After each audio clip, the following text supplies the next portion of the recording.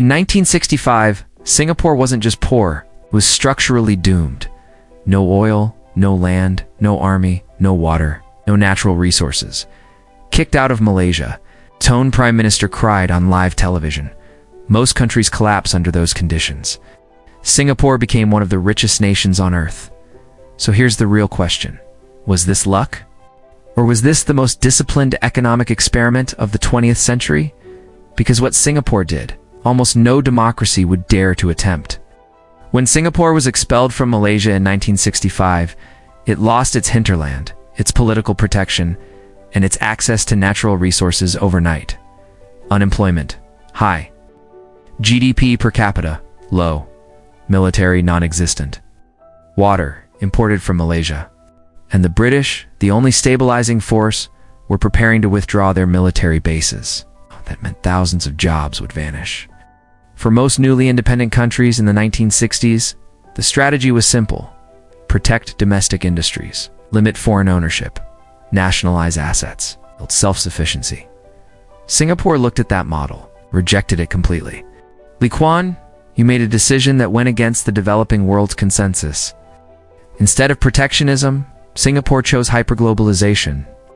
Instead of limiting foreign corporations, it invited them. Instead of subsidizing inefficient state industries, it prioritized competitiveness. Instead of corruption, it enforced zero tolerance. Here it's what they understood. If you have no natural resources, your people become the resource. And if you are small, speed becomes your advantage. Singapore created the Economic Development Board. Its mission: attract multinational corporations, they offered. Political stability, strong rule of law, efficient bureaucracy, low corruption, strategic port access. Foreign capital flooded in: electronics, manufacturing, petrochemicals, shipping, finance.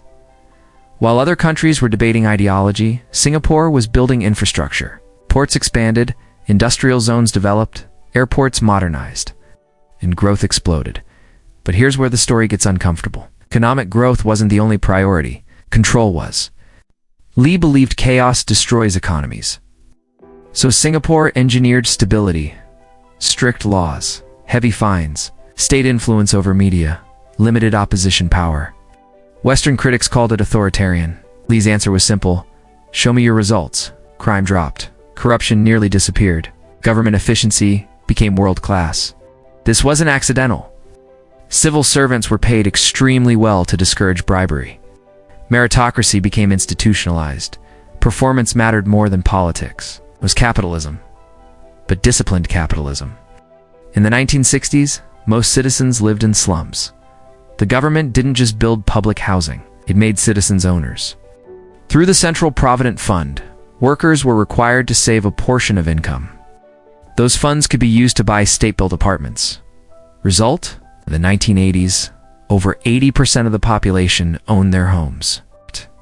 Home ownership created stability, loyalty, personal investment in national success. It aligned citizen incentives with national performance. Few countries have executed housing policy this effectively. Singapore didn't have oil, it built human capital. English became the working language not to erase culture, but to integrate globally. Students were trained for math, engineering, finance, logistics. Education wasn't romanticized. It was weaponized for economic positioning. Today, Singapore consistently ranks among the top globally in education outcomes. That wasn't accidental, it was strategic. In 1965, Singapore had no military. Now it has one of the most advanced forces in Southeast Asia. Mandatory conscription ensured national readiness.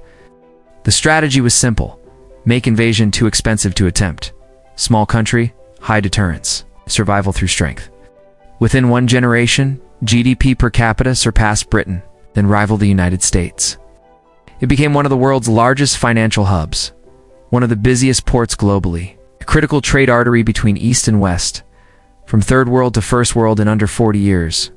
No oil, no land, no natural resources. It's just policy precision and relentless execution. But here's the real debate. Did Singapore succeed because of capitalism or because of controlled capitalism? Could this model work in a large democracy? or only in a small, highly disciplined state, Singapore proves something uncomfortable. Economic freedom and political freedom, always expand at the same pace. And prosperity can be engineered, but often at a cost. Singapore wasn't lucky. It was strategic. It didn't wait for resources. It built systems. It didn't complain about size. It optimized it. It didn't follow ideology. It followed incentives. Most nations say, we can't. Singapore said, we must. And that difference changed everything.